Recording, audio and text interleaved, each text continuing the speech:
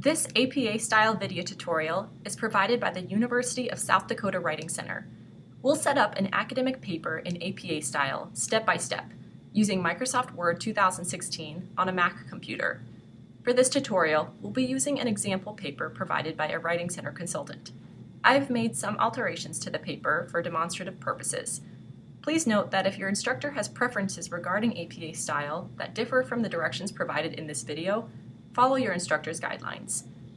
If you are already familiar with APA style and are watching this video with a particular area of concern in mind, you can look to the timestamps provided on this screen and skip ahead to whatever section you need. Before diving into the details of APA style, it's important to first make sure your document's margins are correct. Under the Layout tab, select Margins, and then choose the Normal option, with 1-inch margins on each side. If you do not see this option, you can create custom margins and ensure that the top, bottom, left, and right margins are all set to 1 inch.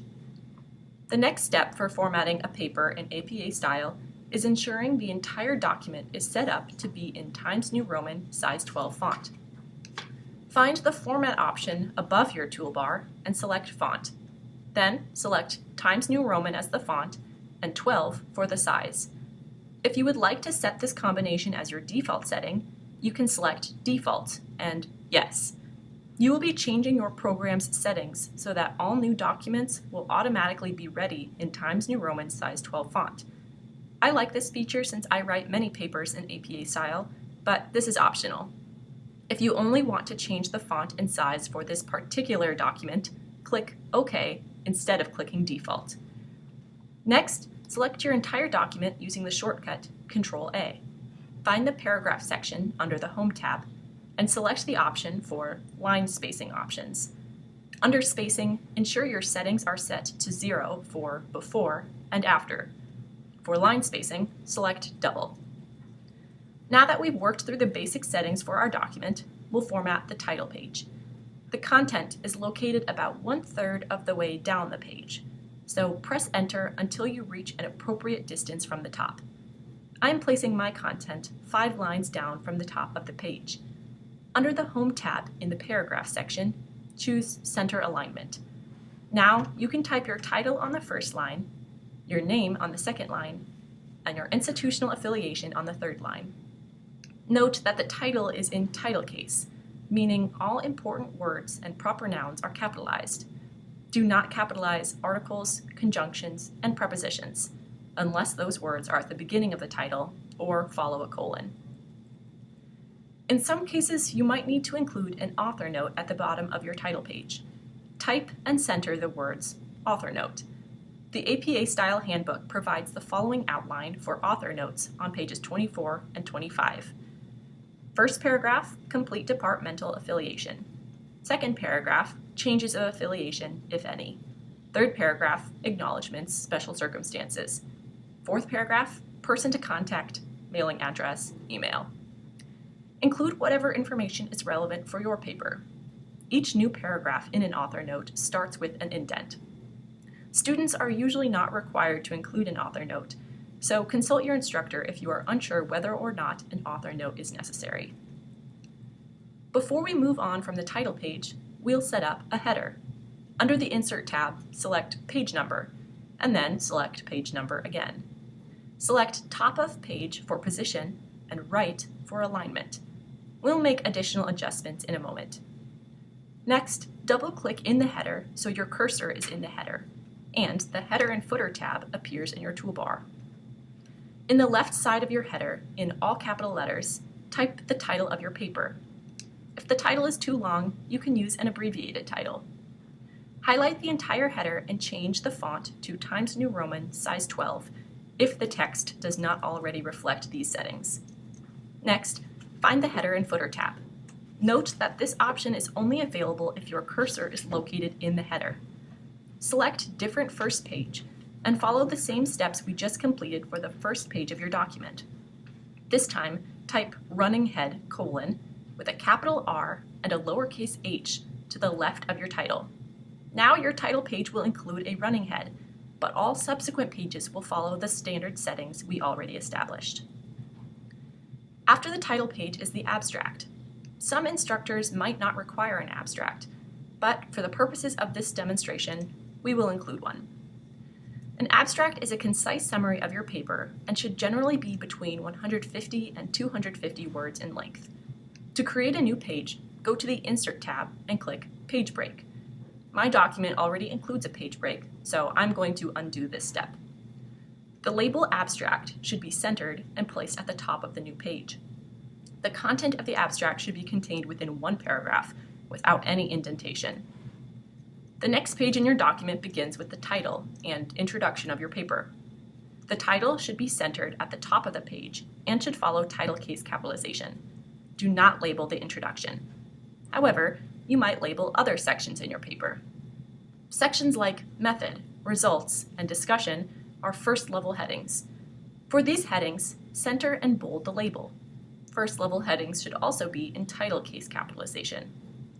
Sometimes you might include additional headings to organize content within a single section. For instance, this paper includes a Measures section within the Method section. This would be a second-level heading, which follows the same guidelines as a first-level heading, except the label is left-aligned rather than centered.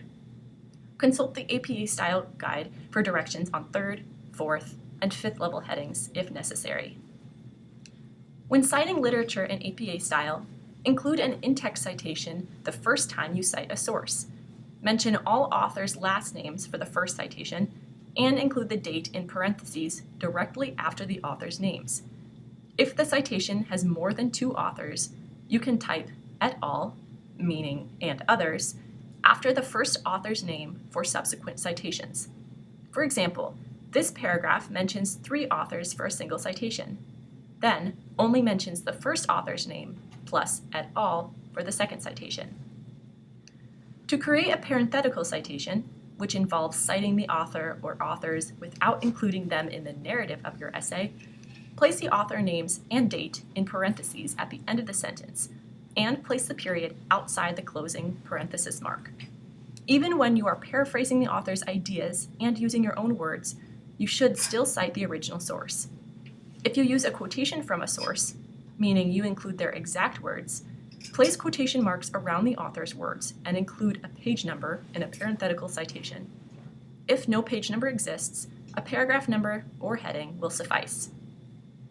If you include a quotation that is 40 words or longer in length, highlight the quotation, select the line and paragraph spacing option under the Home tab, as we have done previously, click Line Spacing Options, and under Indentation Special, select Hanging. You will then need to indent the first line of the quotation. Because the entire quotation is now indented, you should not include quotation marks around the quotation. Also, the punctuation should be placed before the parenthetical citation in this instance. Again, make sure you cite the author, date, and page number. We can remove the author name and date from this parenthetical citation since we have already included this information in the lead-in sentence. Ending your last original sentence with a colon is a common way of introducing a block quotation. The last step is setting up your reference page. Centered at the top of the page, write References. Then place your references beneath the heading. Your entries should be alphabetized based on the name or word provided at the beginning of each citation. Next, we'll create a hanging indent for the references so that a single entry will wrap onto multiple lines. Select your references, and under the Home tab, click on the Line and Paragraph Spacing button. Then, click Line Spacing Options. Under Indentation and Special, select Hanging. Here is an example of a typical periodical reference entry. Authors' last names are listed first, and first names, and middle names, if provided, are represented by initials. Next, the date is placed in parentheses. Note that the title of the article is in sentence case capitalization, not title case capitalization. This means you'll only capitalize the first word of the title, proper nouns, and the word following a colon, if applicable. The next piece of information, the journal name, should be capitalized according to title case rules, and is italicized. Next comes the volume number, which is also italicized. After the volume number, some citations will include an issue number in parentheses. The issue number is only necessary if the journal paginates by issue, meaning each issue within the same volume starts on page 1, instead of paginating by volume.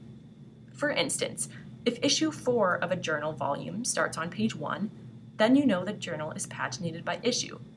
Whereas if issue 4 starts on page 500, you know the journal is continuously paginated. You can find this information by visiting the website of a periodical and taking a quick glance at the table of contents for a volume. Then identify whether or not each new issue starts on page 1.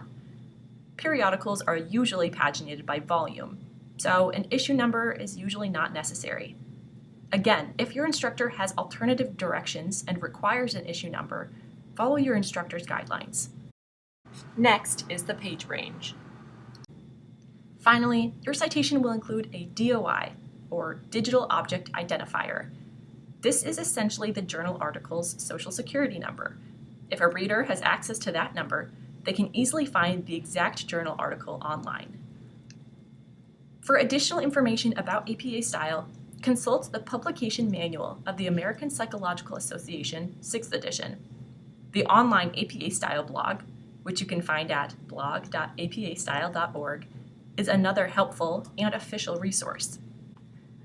You can also consult the APA section of your grammar handbook or the APA section of the Purdue Online Writing Lab.